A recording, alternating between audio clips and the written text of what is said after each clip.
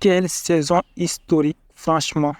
On a oublié même tout ce qui s'est passé. Ouais, mais qu'est-ce que c'est que ce sport?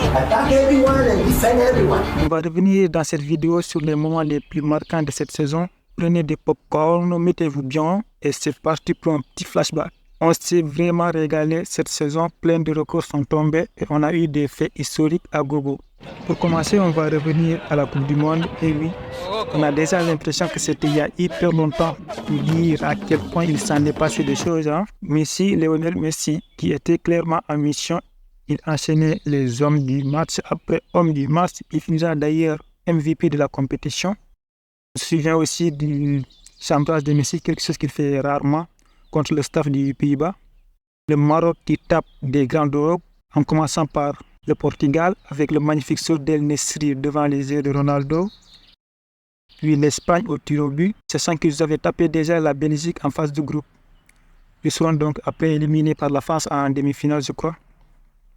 Et pour finir, la finale d'anthologie qu'on a eue, France-Argentine, prolongation et tir au but. Il faut peut-être rappeler que la France avait éliminé l'Argentine à la dernière édition où elle finira d'ailleurs champion du monde. Et là, Messi joue certainement sa dernière Coupe du Monde. Et là, il est en finale face au potentiel futur meilleur joueur du monde dans la force de l'âge. On aura donc droit à 6 buts dans le match. Un vrai choc de titan. Ils se sont rendus coup pour coup jusqu'à la fin.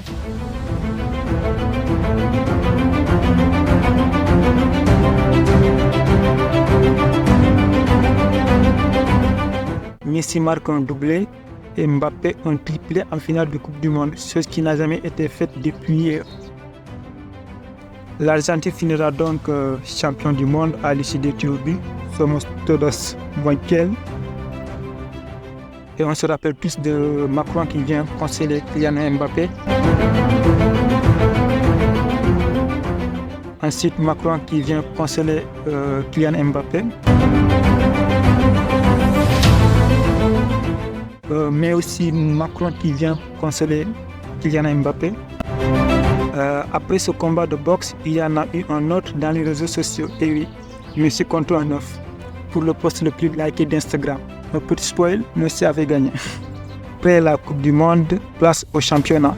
Et là aussi, que des faits historiques. Bon, malheureusement, Barcelone qui enchaîne une troisième saison en finissant en Europa League depuis le départ de Messi. Erling Haaland qui bat le record de buts sur une saison en Premier League pour sa première saison en Premier League avec ses 36 buts. D'ailleurs, Manchester City gagnera sa première Ligue des Champions de son histoire après des années à le convoiter. Dortmund choque leur championnat à la dernière journée et le Bayern en profite. Au même titre, Arsenal choque aussi le titre de Premier League pour le coup au profit de Manchester City après avoir passé plus de 30 journées leader du championnat. Coup dur pour eux.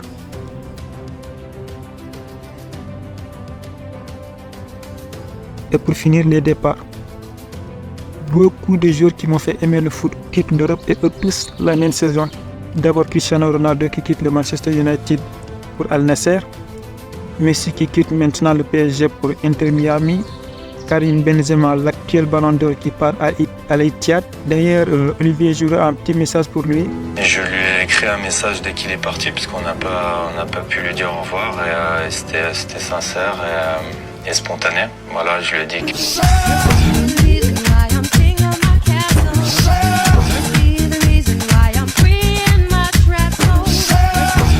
Et Busquets qui retrouve Léo Messi aussi à l'Inter Miami.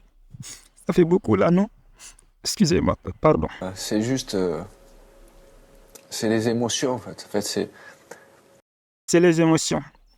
Si tu as aimé cette vidéo, n'hésite pas à t'abonner, à la partager aux amateurs du foot et faites-le moi savoir dans les commentaires le moment qui t'a le plus plu cette saison. Et sur ce, à la prochaine.